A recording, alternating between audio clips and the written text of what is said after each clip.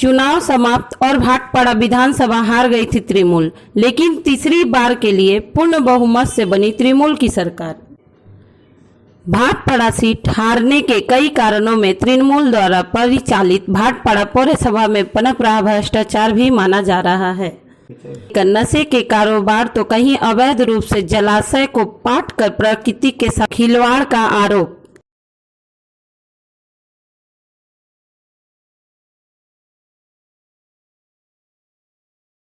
ऐसे में हमारी पौर प्रशासक से सीधे जवाब लेने की कोशिश भले ही विफल रही, लेकिन प्रशासक मंडली के अन्य एक महत्वपूर्ण सदस्य मकसूद आलम ने दिया हमारे तीखे सवालों का जवाब। देखिए 24 घंटा लाइव की ये खास रिपोर्ट। कहीं है उनके नाम पे हाजिरी हो रहा है यहाँ, ऐसा भी आरोप है कुछ? बिल्कुल, इस पर स्क्रूटनी चल रही है। हम लोग इस पर स्क्रूटनी नज़र बनाए हुए हैं। पार्टी भी इस पर जुड़ी हुई है कि कौन लोग ऐसे लोग हैं जो लोग बैठ के पैसा ले रहे हैं, पुलिस पौरसभा में आते नहीं है, पैसा मिलता है तो उनका छटाई तो होगा। मैंने वही बात कहा है कि जो लोग काम करने वाले हैं उन्हीं को रखा जाएगा। जो लोग आरोप है पौरसभा के ऊपर कि लोगों को, बड़े बड़े कॉन्ट्रैक्टर लोगों को पेमेंट हो रहा है पौरसभा से, या पिछले 6 महीने 1 साल में ऐसा ही ज़्यादातर देखा गया है। ऐसा सर क्यों? बहुत ही अच्छा सवाल आपने उठाया। लोगों में बहुत सारे कन्फ्यूज़न है कि कॉन्ट्रैक्टर को पैसा मिल जाता है और लेबर को पैसा नहीं मिलता है। तो मैं आपको क्लियर कर दूं कि पहले यहाँ पर बहुत सारा जो 15 फाइनेंस 14 फाइनेंस का जो पैसा आता था तो उसमें कंडीशन नहीं रहता था कि आप जो है किसी जगह भी खर्च कर सकते हैं।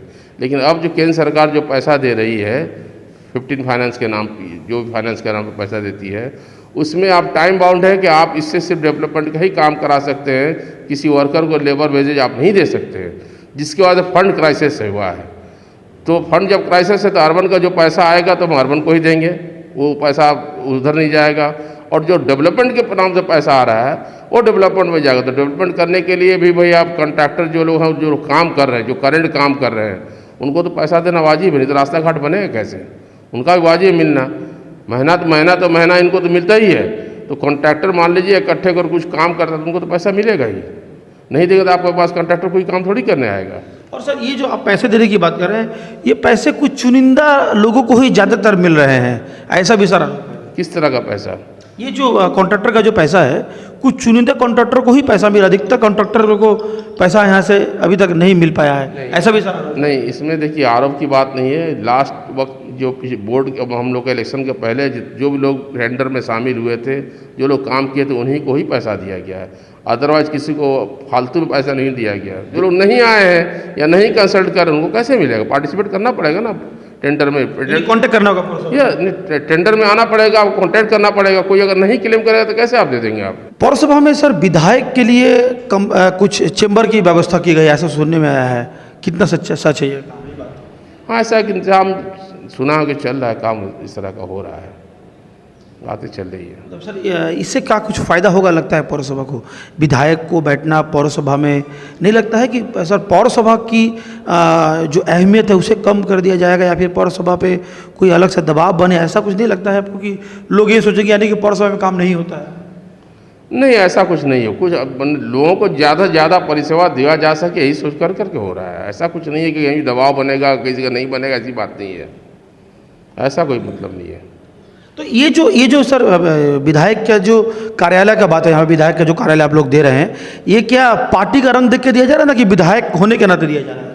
नहीं, विधायक होने के नाते दिया गया है।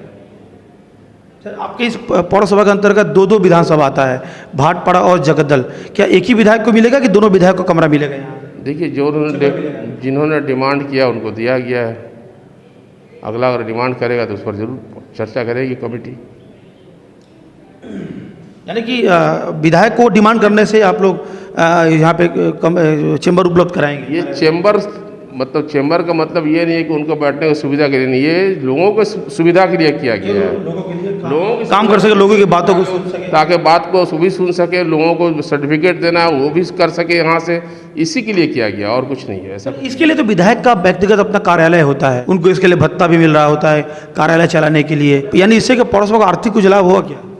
देखिए, यहाँ का जहाँ तक आपने कह रहा है कि अभी देखिए हम लोग का सिस्टम पूरा पार्टी का चेंज है। अभी चेंज इसलिए है कि आपको मालूम सर एक मिनट सर रोकेंगे आपको, ये पार्टी की बात नहीं, ये तो पौरसभा की बात है, जो सरकार की बात है, यहाँ तो पार्टी मैं सरकारी का ही बात कर रहा हूँ कि सरकार जो हम लोगों का, जैसे आपको मालूम है कि ओबीसी वगैरह सर्टिफिकेट या और भी सारा काम, या जितना भी सर्टिफिकेट का काम था या जो भी काम था, सारा काम बैरकपुर सब डिवीजन से सब जगह से होता था।